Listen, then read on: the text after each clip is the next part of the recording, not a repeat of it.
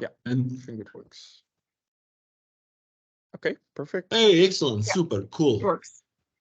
Okay, I can do some print screen. I hope it doesn't.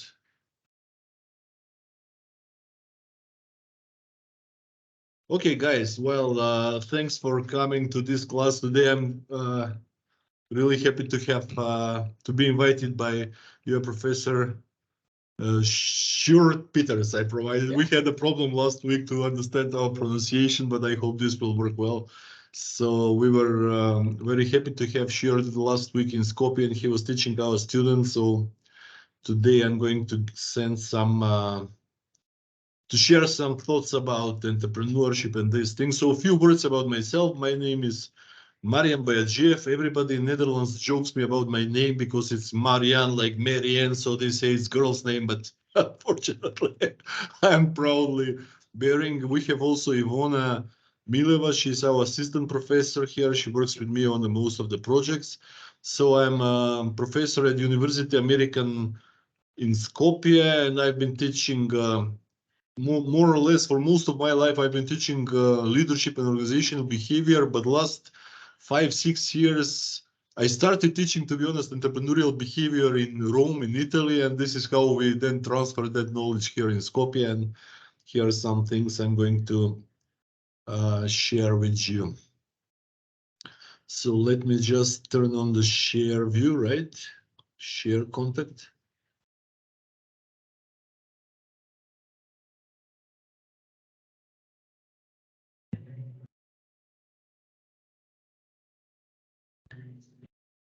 Do you see my screen now or not yet? Not yet. Okay.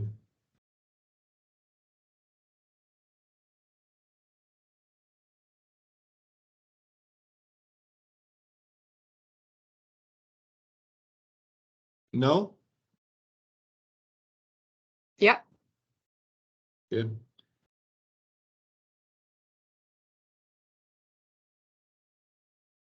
So the topic I will be discussing today is more or less few things about.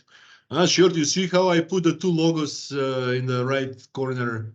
I hope that it's the right Saxion logo. I didn't make any mistake. So a few things about why some businesses work and some don't work, and does it have to do anything with the entrepreneurs themselves. So let's start with a question for you. I believe you are a bachelor program, so very soon you will graduate. And my question to you is, where do you see yourselves in 2 years, 5 years, 10 years? So Maria, where do you see yourself in 2 years? Well, in 2 years, I think I will have graduated or be close to graduation. Yeah. Okay, let's say 2 years after. Okay, 2 years. So you're Yeah. first year now, or what? No, I'm a second year. So yeah. Yes, in 2 years you'll be graduating. Okay. Yeah. So after graduation, you'd like me to Yeah. well, yeah, I guess that will be then in 5 years. Probably doing my master's, because I think I want to work first and then do a master's. So work And first. then, Okay. yeah, to get some insights into what do I really like, and then specialize in that. And then in 10 years, wow, probably settle down somewhere, I think. Like with at least having my own place. That's something I think I'll have. So yeah, and apart from that, I really couldn't tell. So this and I own don't a proper even want to think own a about it. property, but in terms of business, you're still working somewhere, or you start your own business? Working. Good one. Um, yeah, I think about that time I will start thinking whether I can do something Okay, by this myself. is Yeah, starting. Okay. Maria, thank you I will very have much. gathered enough experience, I think. This is powerful. Gather enough experiences. Okay, other guys, I don't see all the groups, so please feel free to discuss. I cannot call names from here. Anyone? I would say. Yeah, Sophia, please. In 5 years, I would like. So in 2 years, what do you want to do in 2 years? Oh, in 2 years, once I graduate, I'd like to teach English to like So graduate. Yeah. And then I'd like to do a master's 5 years. We can't hear you the best, so maybe after 5 years? One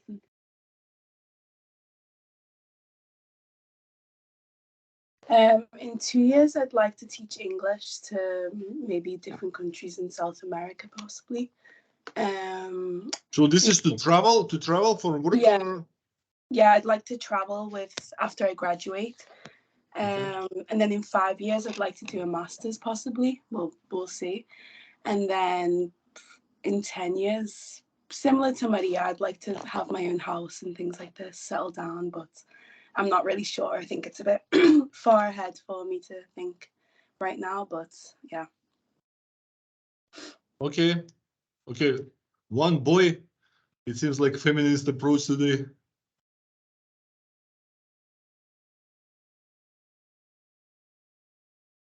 One more, please. Can we have? No. I can go. I can try. Anyone else? Omar. Can you guys hear me? Yeah. Yeah. Okay. Yes. Omar. Yeah. So Please correct me, guys, if I wrongly pronounce your names. Feel free. So I believe Omar is right. You said it perfectly. Yeah. So yeah, in 2 years, probably still busy with my thesis. So yeah, graduating. 5 years, I will be probably a cog in the system. So again, working in one of the normal companies as an HR general or whatever. So working somewhere, Korea, right? Yes. Okay. And 10 years. in 10 years, I believe I'll be hopefully leading a team, especially in learning and development. So this is climbing a corporate ladder, right? Not. Yeah, the proper way, the systematic way. Yeah. Okay, guys. Well, thanks for the participation. But to be honest, I'm surprised that no one mentioned opening your own business, which is what this entrepreneurship is about. So why don't you consider? Okay, let's see. Are we good entrepreneurs? Maybe we can see from this short quiz we can do here. Though apparently no one raised this as an option. So we answer this collectively, right? And see how do we go. So what was the main focus of your teenage years? Having fun, schoolwork, always coming up with ways to make money. I spent all my time computer programming.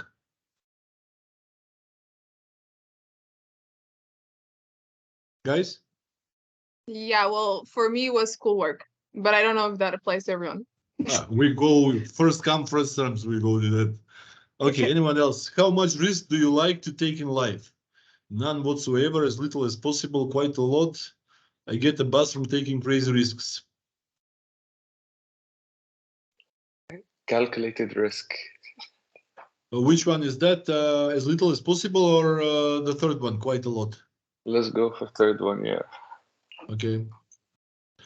How much work are you prepared to put into your new business? Few hours a day, 12 hours a day, 10 hours, 6 days a week, all waking hours, 7 days a week.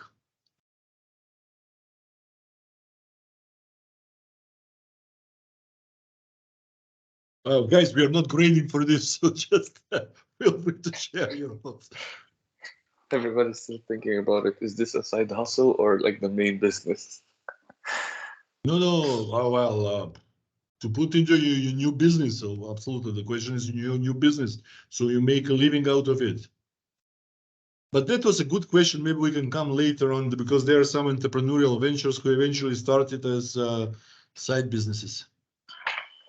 Okay, here. Yeah, if that's the main business, then yeah, we can put like the 6 days. 10 hours, 6 days a week. Thanks. Why would you want to become an entrepreneur? Though so far no one actually voted to become an entrepreneur. So being your own boss, Steve Jobs, Branson, those stuff. Take as much money as I can, be your own boss. I can't stand having to take orders from someone else, or I'd love to run a successful business and help improve the world around me. Last one, the latter. Your own boss? No, the last one. Making Omar, the so this is like a social mission in your life, right? Hey, this is a good question. The group, would you agree with Omar? Yes. Others? Thanks, Maria. Wow. Thanks, Julia. Join my team. I'll ask you to join my team in the business. Excellent. Hey, on Wednesday we have a guest. No, on Thursday, sorry, we have a guest speaker, social entrepreneur who used to be at our university. Now he lives in London, if I'm not mistaken. So maybe we can send the invite if someone wants to. Right, Ivona, what is Stefan doing now? He has. Didn't hear me. Okay. How good? What is Stefan doing, Ivona? Stefan Chevaliev. Yes. He's basically postdoc in Belgium, working on social entrepreneurship. Yes, but what does he do with the social entrepreneurship? He founded some NGO or something? He has some NGO and he encouraged people to open. Yes. Okay. Maybe we can send a link to Professor Sjoerd. So if someone wants to hear this, it will be hybrid, right, on Thursday. We will be with physical presence, but yeah, we can do hybrid. Okay. Thank you, Ivona. Okay, guys, how good are you at looking after your finances? Hopeless. If I have money, I spend it. I have no debt, and I'm building my savings. I am meticulous in following all incoming and outgoing funds. I have some savings. Omar, what did you say? You have some savings? The third one? Building some savings, yeah. Okay, others? In an ideal world. Yeah, I'd go for the last one. But yeah, again, yes. Wow. This, only one. Okay. Bravo, Maria. Okay. Usually the girls go with hopeless, we buy shoes and do stuff, but it seems that you're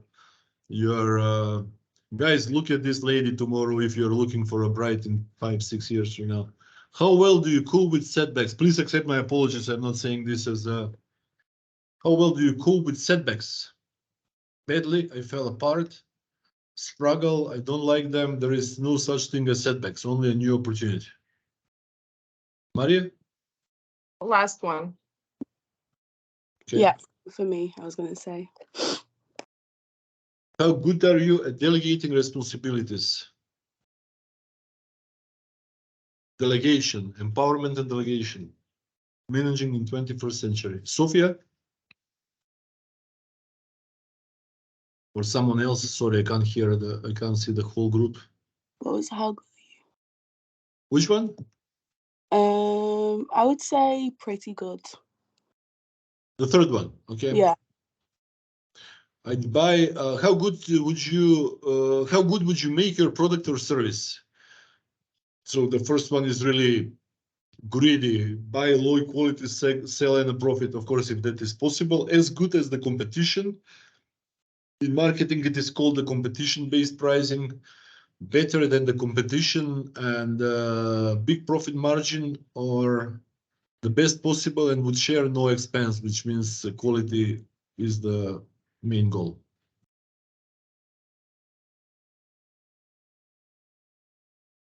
Third for me? Third. Okay.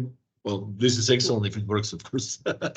Finally, what would you do if you were offered a lot of money for your business? So you start your business, it grows, and 7 years from now, you say, wow, you're offered huge money, and you say, yes, and relax, you go to Bermudas, or no, what is the name in, there is one island which is Dutch owned in, Aruba is the name in Caribbean, right? So you go to Caribbean and you enjoy part of Western Netherlands, or you say yes and be happy and you want to stay as a senior employee, you say yes and you start a new business. This is called serial entrepreneurship. Or you say no because this is your life, this is your baby, and you don't want to give up. We can't hear you, Maria.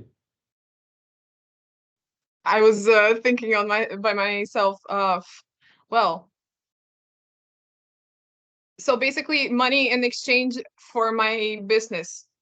So yes, you've started the business, it's grown, Right. so someone comes and says, we offer you lots of money for your business, so money which you can actually go to and retire afterwards.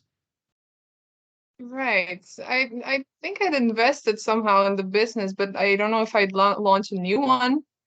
Or the second one means basically just staying within the current business.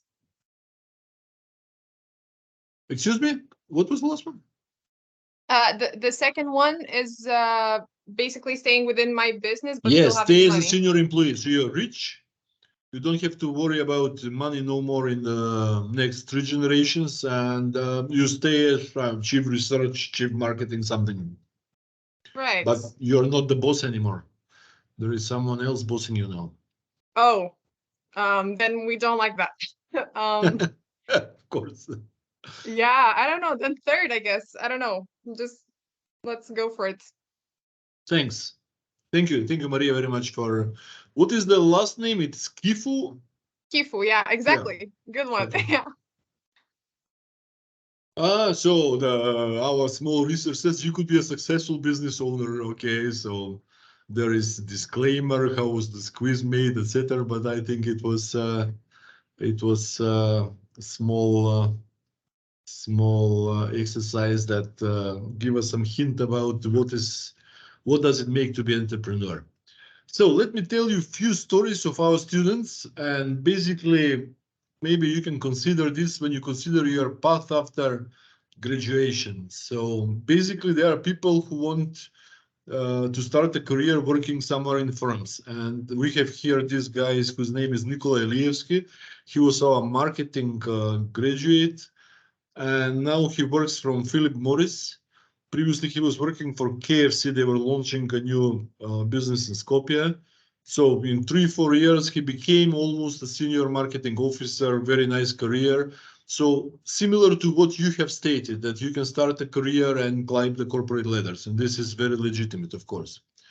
And then we have here on the other part of the slide, one guy called Philip. And he started a company called T&D.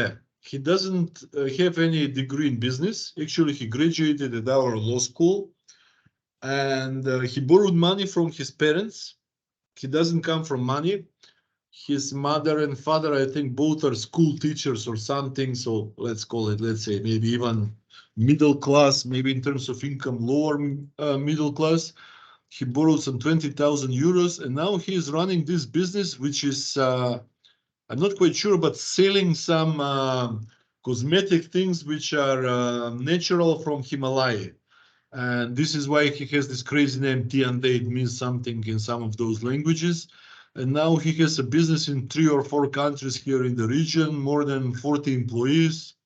So at the same amount of time, both of them have completely different careers. And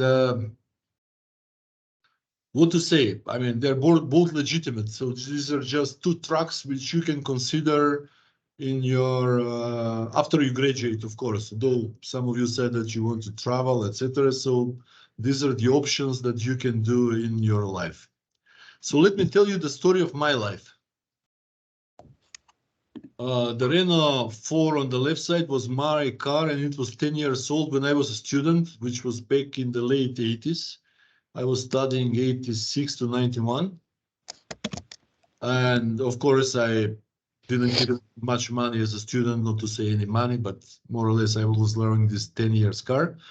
And then I started working in 1993. So in those days, unemployment was very high in my country, and I got a job in a small private firm, Entrepreneurial. But I was climbing the corporate ladder very fast. So I had a very high salary for those days, company car, and this was, everything looked fantastic. But there was one thing missing. I was not my own boss. And even worse, I was killing myself for working. I was working 12 hours, at least 6 days, sometimes in 7 days. It was like crazy. We grew from 7 employees to 400 employees in 2 years, let's say. Diversified company. We started in trading, then opened the wholesale forwarding agencies, small savings banks, completely crazy. But I said, wow, I would be happy to have 5% of this business. If someone gave me, that would be fantastic. I made most of this growth, etc. And I was very unhappy.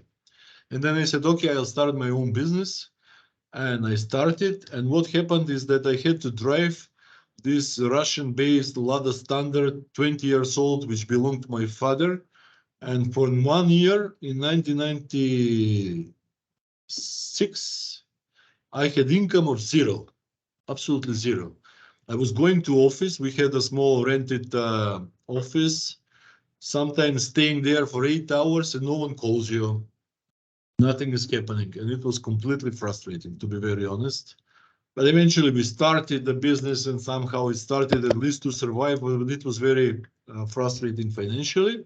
But then after 3 years, I became a CEO in one bank and I was once again in big cars, BMW 7, those stuff. So after many years, I moved to academia.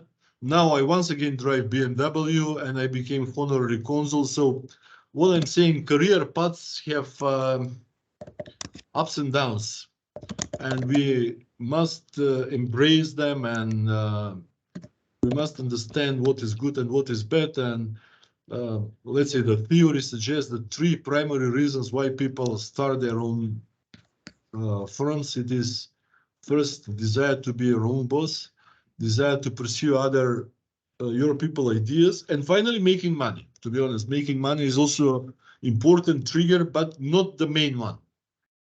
If you're starting a business just to make money, usually it doesn't work. At least this is my idea. Okay, guys, what do you understand when we say entrepreneurship? How would you define it? What is your perception? I mean, it doesn't have to be theoretical definition. Oh, Maria, it seems really.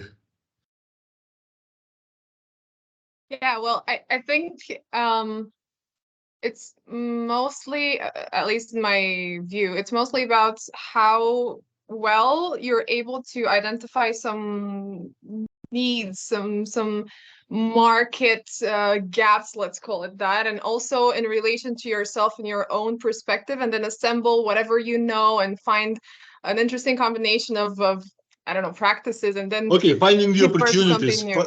Finding Yeah. the opportunities, can you maybe define? Okay. Yeah.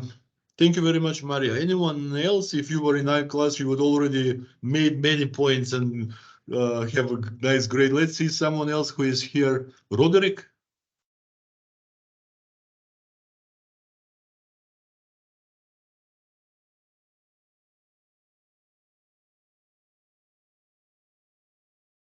Roderick is not responsible. Let's see someone else.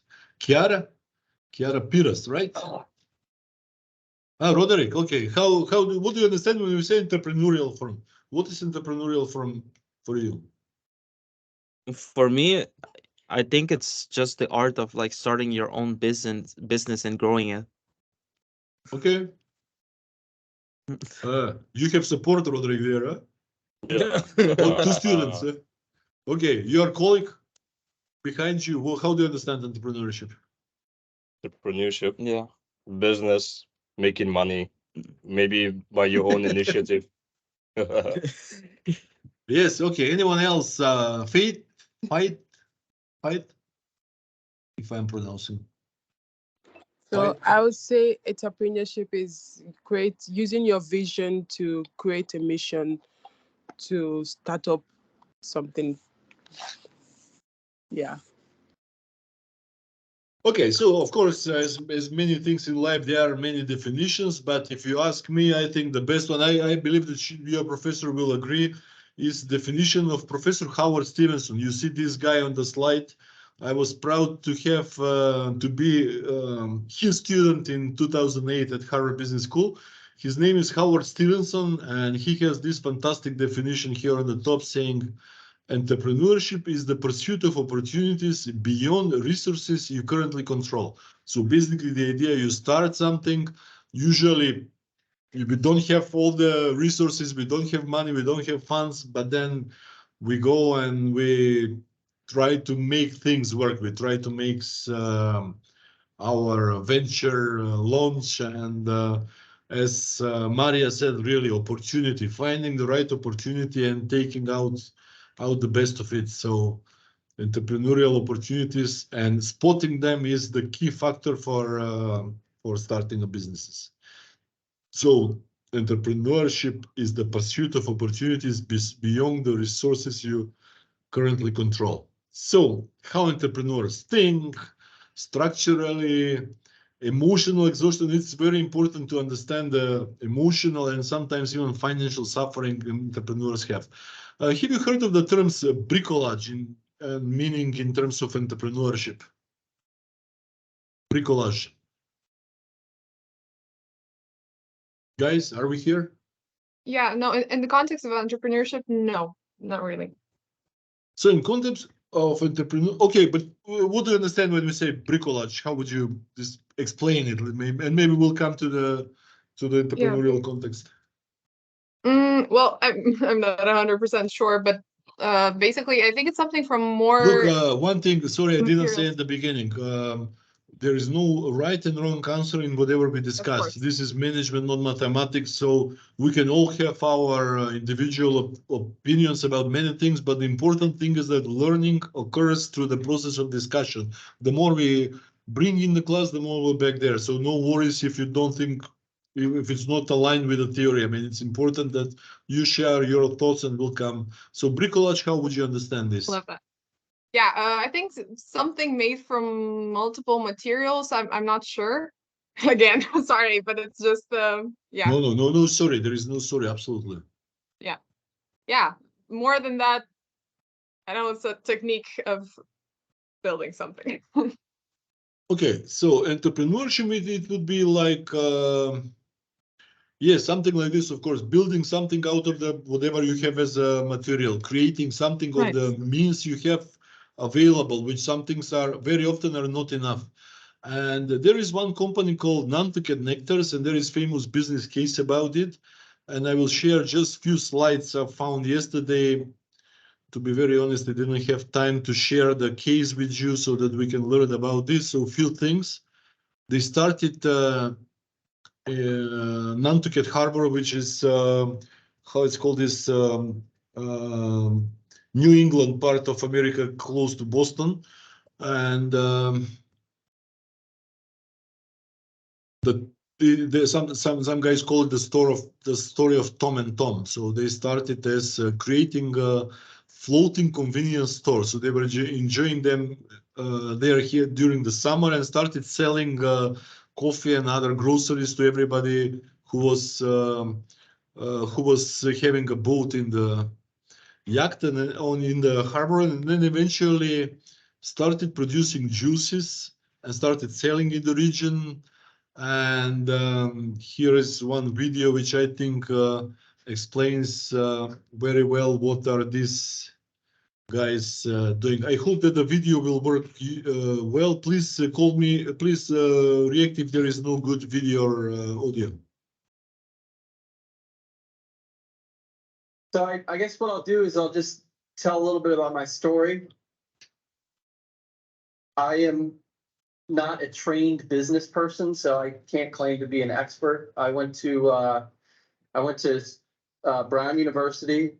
I graduated with a major in American history. I ended up moving to Nantucket when I graduated from college. My friend at Brown had moved to Nantucket, and the two of us started a floating store on the water. So basically what you had on Nantucket was a lot of wealthy people who came over on their very expensive boats, and they stayed in the harbor, and we brought stuff to them so that they didn't have to come to shore. So we brought donuts and coffee and muffins in the morning and a New York Times. We picked up their trash, and we actually pumped sewage out of the boat. And we did this all from the same boat, which the Board of Health would have loved if they had known about. And we called the business All Serve. And it truly was All Serve. We would do anything for anyone within reason, as long as you paid us money. But the key was we always took the job, no matter what it was, and we were always able to do it. We loved getting up every morning. We really did. I mean, every day was different. And we weren't business guys, but we loved this lifestyle. It was something new every day. And all we did was we tried to make sure that at the end of the day, there was more money in the cash box. We had a little metal cash box than there was in the beginning of the day. I've been in Spain my senior year of college at Brown. My girlfriend was over there, and she introduced me to this peach juice that was unbelievable. And I just thought there's nothing like juices like this in America. I said to Tommy, I was like, what if we made juices and sold them off our boat in the morning on the harbor, and then maybe we could sell them to some stores? And shockingly enough, Tommy said, that's a great idea. We should do that. We joked, we're like, we'll call it Nantucket Nectars. And I mean, truly, that was how the company was named. We lived on Nantucket. They were nectars that I tasted in Spain. Voila. I think great marketing is all about great products. Complicated, hard marketing is all about a bad product. So you can have the most brilliant marketing in the world, hire marketing firms and geniuses and be clever and funny and smart. If your product sucks, it just doesn't matter, I think. I have spoken to so many entrepreneurs or hopeful entrepreneurs over the last 15 years. And I think the biggest difference is that certain people go and do it and other people just don't. And my feeling is starting a business is like hiking up a mountain. And you know, when you're at the bottom and you're going for that hike, you're like, you can't see anything and it's a little bit imposing. And then if you start a business, you just get going and you start on that climb up and you get a little ways up and you kind of look behind you like, oh, wow, that's where I parked the car and I can see that a little bit now, but wow, there's still a lot to go. And then of course, on the way up, there's a lot of different forks and you might choose one or the other. But the further you get up, the more perspective you have down, and it's seemingly the more willing you are to go up. Some people just never start walking. And that's truly how I see entrepreneurship. For whatever reason, Tommy and I said, let's go. We're going for a walk up the hill. Okay, guys, how did you like this Tom's presentation?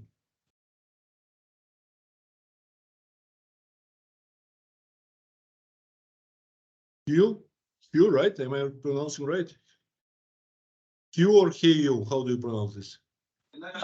Yeah, Hugh. Yes, it's my name. Hugh. How did you like this Tom's ideas? Like climbing the mountain, to be honest, I like this comparison.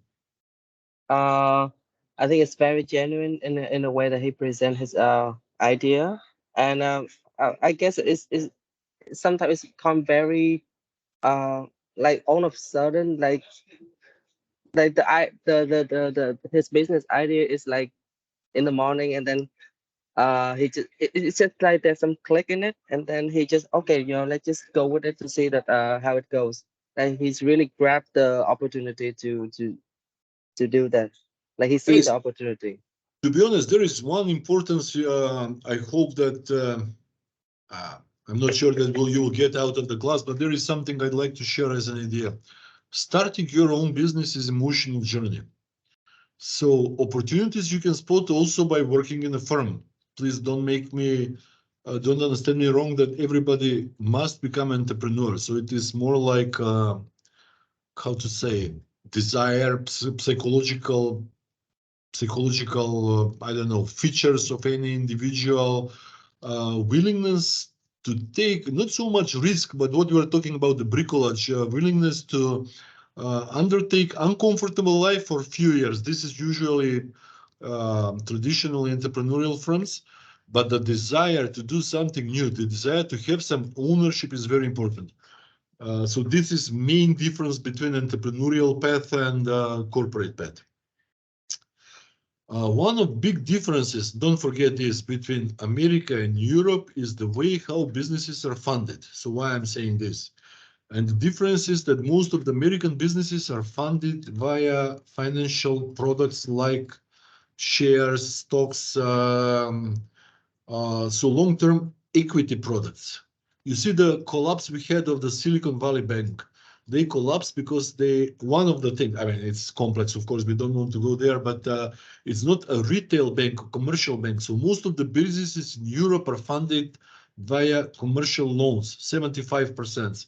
It's completely the opposite in America. 75% is some financial products. So why I'm saying this?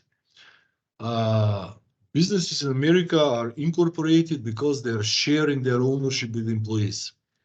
Do you know when Facebook went public? You know the term go public, went public, when they became listed on the stock exchange. Do you know when did they go public?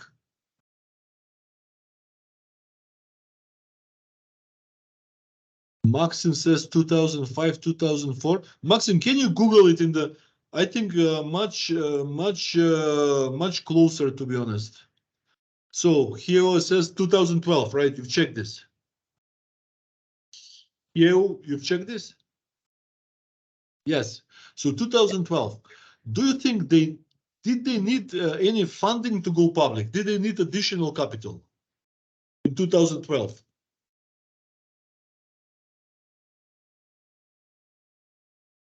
Actually, no, they were already a big firm. They were more than $1 billion firm in 2012, but still 104 billion. But they needed to go public because of one reason only. You cannot run huge business and be a private firm. This is a business that cannot be owned by one person or by his family, by the founder. So Mike Zuckerberg had to offer shares to his top executives, including the famous CEO whose name was, I think, here, can you Google it for me? Sheryl Sandberg, if I'm not mistaken. So she was famous executive working previously for Google, COO of Facebook. So at one time he had to offer shares, ownership in the firm. This was, let's say, my dilemma. I completely understand this because, as I told you, my personal story, I had to live. What was her name here? Sheryl Sandberg. She became famous activist. I think that now she left Facebook after many years. So it is important to understand the psychological, emotional involvements in your firm and the difference between working in a corporation and working in the firm that you've started. I mean, this is one of the main differences. So let's see what we have else in the presentation, which might be useful here. Entrepreneurial background and characteristics.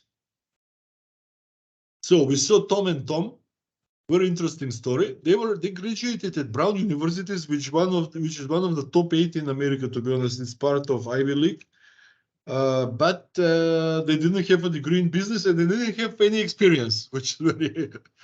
They didn't have any experience. They have what was Tom's degree in history or art, something completely irrelevant with business. So the importance of education is, of course, having a general education is good because it gives. I think I have it somewhere here. So having a general and university education is, of course, good because it widens your perspective.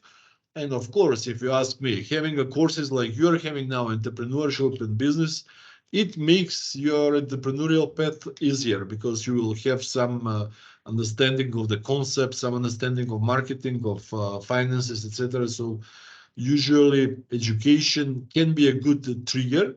Though I've put in this list here 10 top entrepreneurs, and you see one half of them have absolutely no degree, like Sir Richard Charles Narayana Murthy of Infosys. Do you know, have you heard of this guy? Narayana Murthy? Infosys? Now it's famous because he is the father of the wife of the British Prime Minister.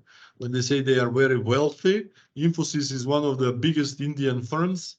And they started as completely poor people repairing repairing software in New York, and eventually now are one of the biggest firms in software.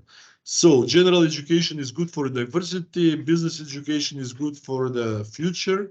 Experience is also very powerful. To be honest, I expected that most of you will say, maybe I will work in the corporation 2 to 5 years and then consider starting a business. So it's important to have some experience previously, which can be work experience. And work experience can go in let's say, three different avenues. technical experience, management experience, and entrepreneurial experience. Do you know, guys, the difference between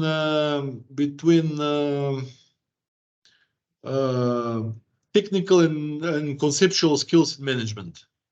Do you remember this? You probably had this in the class of introduction to management. Technical and conceptual skills. What is the difference?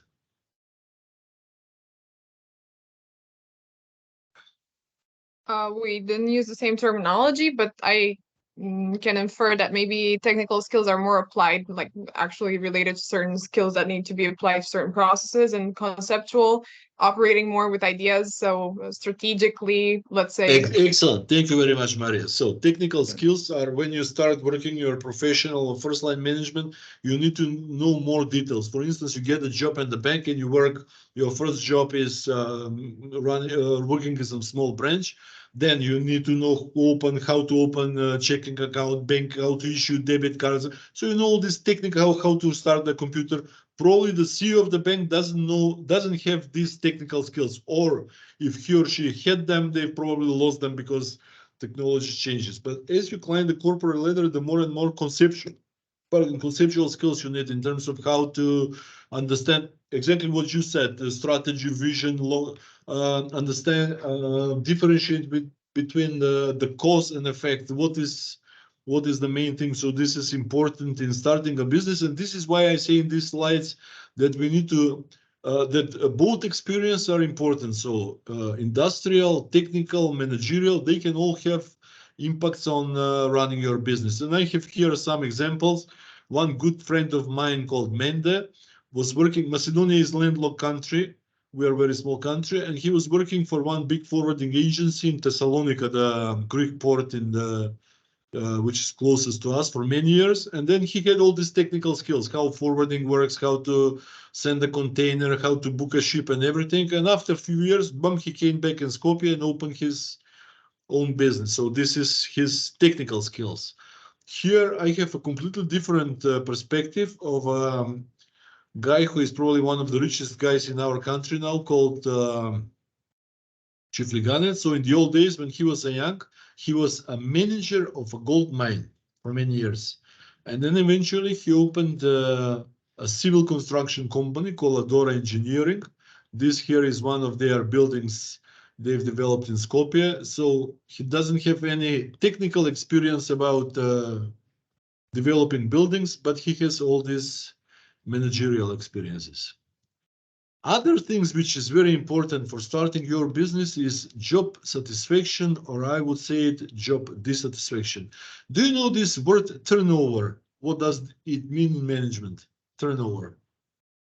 If it's in relation to people, it's the amount of people who leave, but turnover can also be the profit and money that flows into the company. So in marketing, turnover is the total sales, the volume of sales. In management, in HR, this is number of people coming and leaving the organization voluntarily or involuntarily. So turnover is, how to say, expensive for firms, people coming and going. Usually there are some studies suggesting that it will take at least 6 months to have the newcomers up to the job. There is this onboarding process, socialization, etc. So job dissatisfaction creates turnover in the organization, and this is why some of the entrepreneurial firms starts. This on the photo is Blagica Petreski, our good friend, and she was offered a job chief economist in a bank, but for a lousy salary. And she came to me and says, what do you think? Should I take it? I said, look, I don't know what it is your decision, but if you ask me, I think that the CEO is teasing you to see if you really want to take the job. I mean, personally, I know the guy, and I know that this is, let me put this in English, their slide. I know that this is his way of recruiting people. He offers low salary just to see if someone wants the job or not. But she says, no, I'm quitting. And then she was unemployed few months and finally decided to start her own business. And now she's running one of the most successful think tanks in the country. So what do you think, guys, about this discussion we are having now? What is most important to start your own business? Education, experience, managerial experience?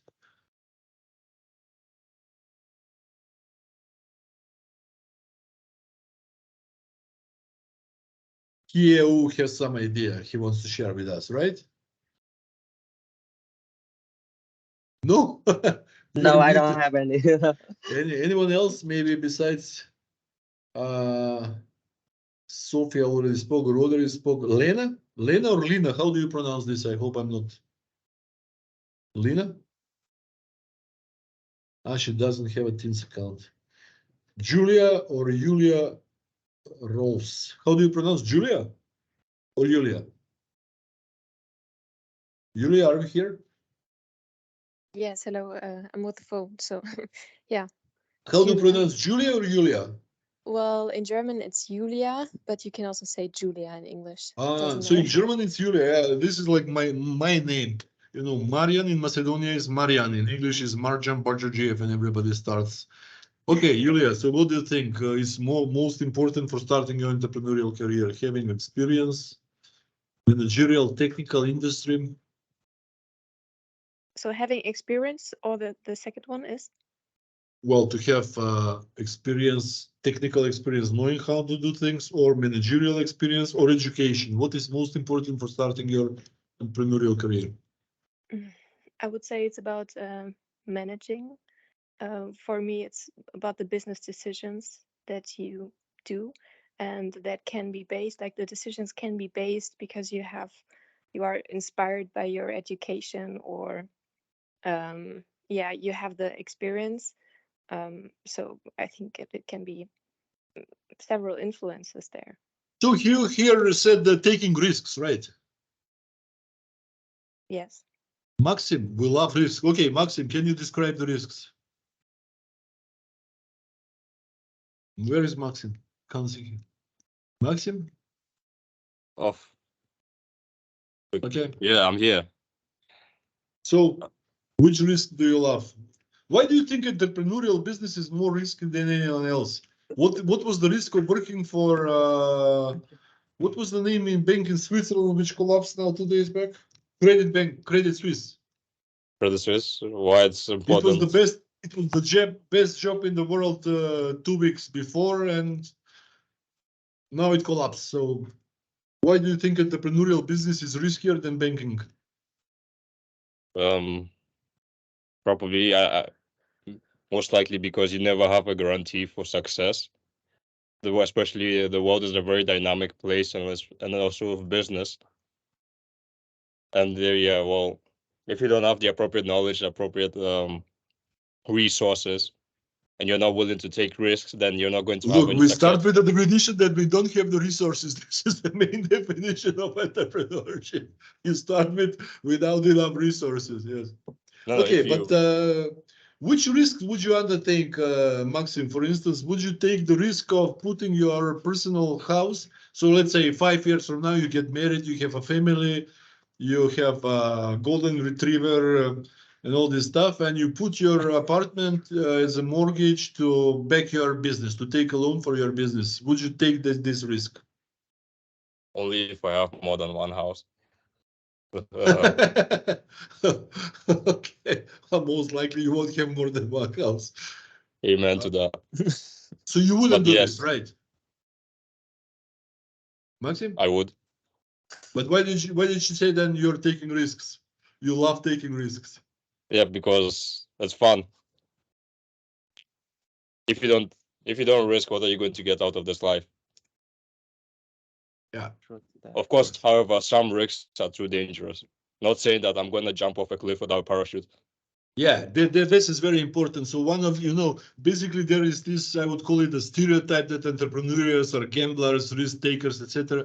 Of course, we should take the risks which are, let's say, acceptable, which are, I mean, these guys, you saw Tom and Tom started, but they were not really risking their personal houses, etc.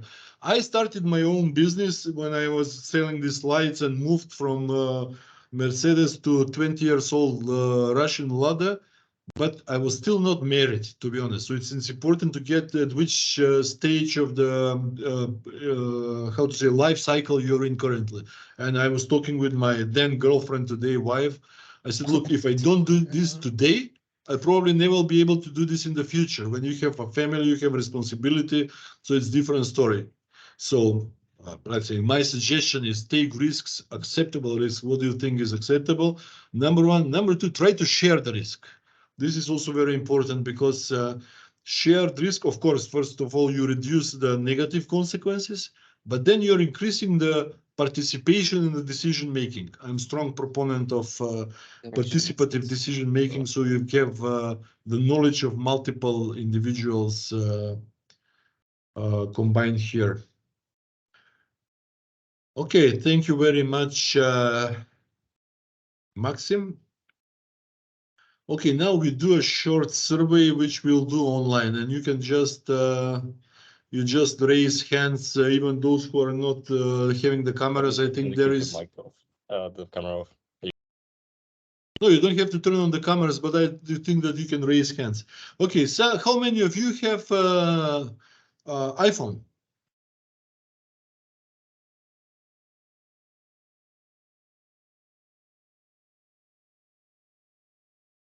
How many? It's 3, 4, 6.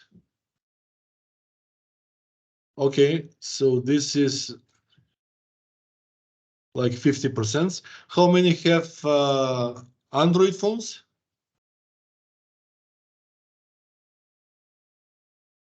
So another, yes, okay, another 40%. Okay, does anyone have Nokia? Nokia? These raise hands are not for Nokia, right? Chiara and Roderick. Pete, you have Nokia? Yes, I do. Okay, so 2 Nokias, excellent. Well, this is huge, 20%. Well, Nokia, you've heard of the company, of course, Finnish company, but it's probably before you were born. Excuse me, which year you were born actually, Maria? Well, I'm born in 2003. Okay, so when you were very little kids, Nokia was the biggest manufacturer of mobile phones. It was absolute market leader, and they made a few mistakes. Eventually, they were sold to Microsoft for, I think, 3% of the best market value they had in the old days. And I'm not sure which year, what maybe 2014 or something. Here, can you Google for me when was Nokia sold? So it was a big loss for everyone in Finland. Do we have anyone from Finland maybe in the group? No. So it was a big loss financially, but even bigger loss for a small country like Finland, because I come from similar Macedonia, less than 2 million, Finland is 4 million. So it was the only company where young people like you could become managers, eventually be skyrocketed to manage a global business.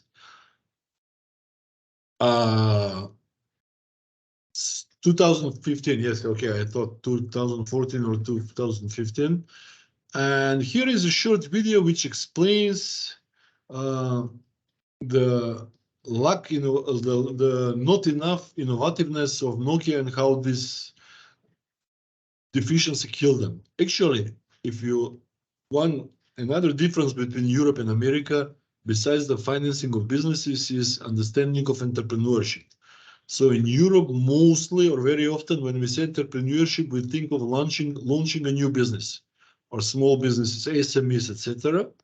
In America, entrepreneurial firm is innovative firm. So the more innovation you are able to produce, the more entrepreneurial you are. This is why still big firms like Apple and Google are considered to be the top entrepreneurial firms. And this is why maybe Nokia failed. So let's see one video, which was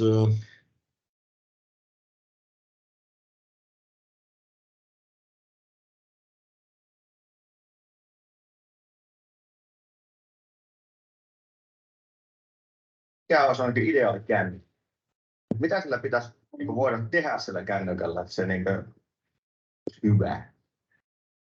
Niin kuin tuolta näkökulmasta, niin the future of mobile communication. 37. Tässä on ihan tommonen sivun kokoinen juttu tästä meidän laitteesta. Erittäin myönteinen ja mikä on hauskaa, niin siinä listataan myöskin nämä kaikki featuret, eli nämä swipeaukset ja täysimuotoisen webin käyttö. Ja se on joutunut hämmästämään, miten monta kertaa joutunut niin näyttää tämän lehden, että jengi uskoo, että tällainen niin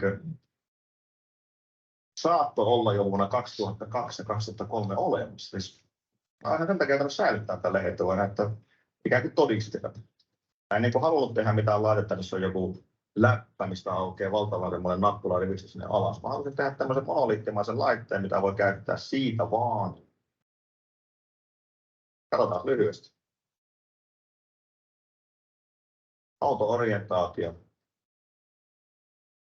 Ensimmäistä kertaa maailmassa.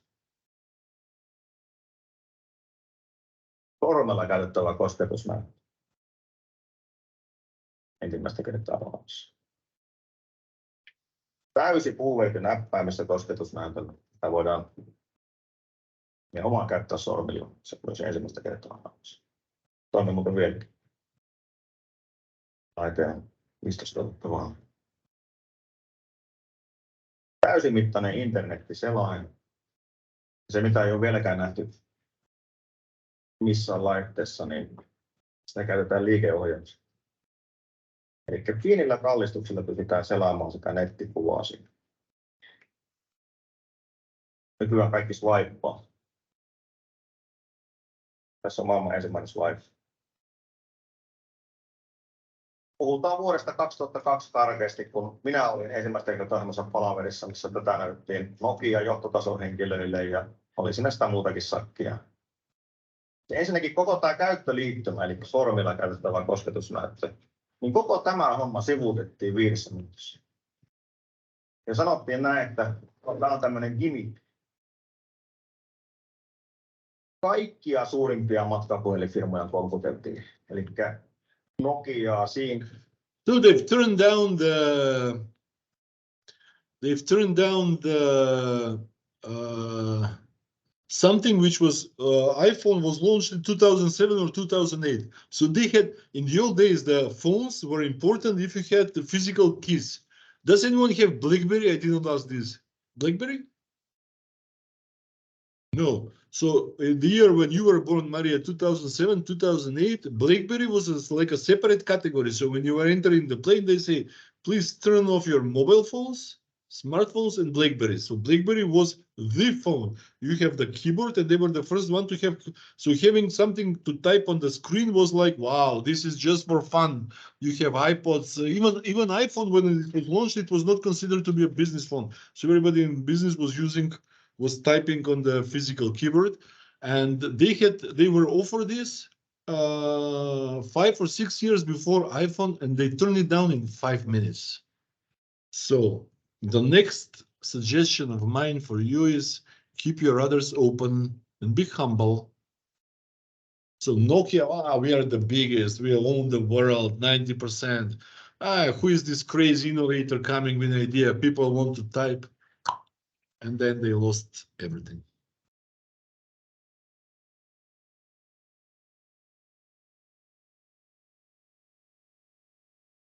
So what makes some firms succeed and some others fail? Here are some suggestions. I will share this paper with your professor so you can take a look of it afterwards.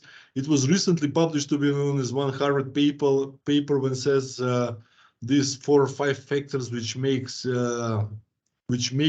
firm more efficient: curiosity, structured experimentation, adaptability, confidence, decisiveness, and this long-term focus, innovation. Innovation, maybe structured experimentation. Have you heard of the company called 3M? You know, they're producing computer 3M, 3 like a number and M like a letter.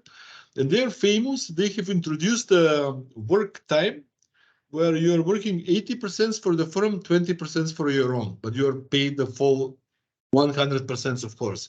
And if you create something, new business idea, new patent, etc., then you become what is called a product champion. Have you heard this term previously? Idea champion. So you become like the owner of the new idea.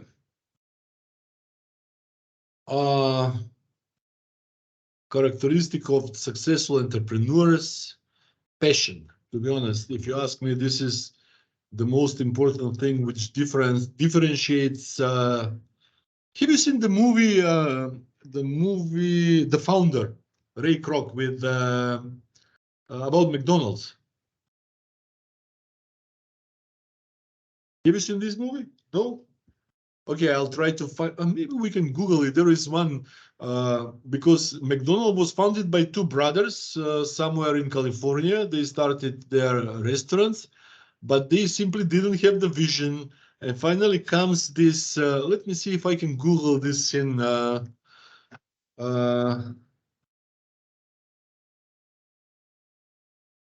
Then comes Ray Kroc, who started the franchise. And he says, I see big arch, two M's, and they go from ocean to ocean. And this is how he started. No.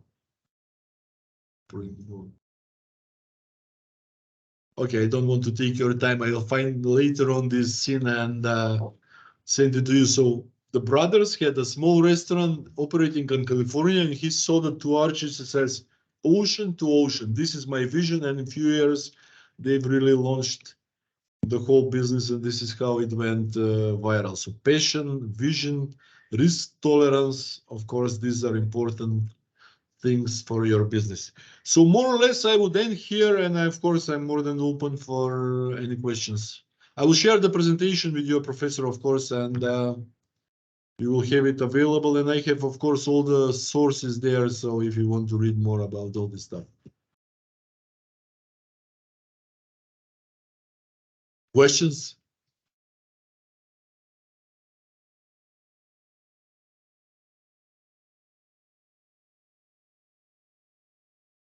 Okay, so which year? You are now in the second year? So one more year till graduation, right? Two, actually. It's 4 years? Yeah, the program lasts 4 years, yeah. But in our fourth, we only have our internship and thesis. Next year, we have some labs and our minor. Okay, so the program is entrepreneurship or international human resources? International Human Resource Management. Well, it yes. seems like excellent program, to be honest. What I've seen with what we discussed with your professor, with Sjoerd last week, it seems like excellent program. Okay, guys, what to say? If someone is maybe considering doing a semester abroad, you're welcome to come to Skopje, of course. And I hope to meet somewhere else, to meet you sometimes in your future lives. Okay, guys, all the best. I will share the presentation and my contacts, whatever you need in the future. If you need anything, you feel free to get in touch. Thank you so much for everything and for all the examples and experiences. It was really, really intriguing. Okay, thank you so much. Maria, you will send me the video afterwards, yeah? Yes, for sure. When you I'll get in download. contact with our lecturer for your email address, I think, or I think Can it I should be type it saved here? Can in I this type it here? Can I type it Right. here in the chat? Just see me, where is the chat option? It should be somewhere on the ribbon. It's actually the first button if you look at the top ribbon. Chat, yeah, yes, okay. that one. Then I can stop the recording. Yes, please.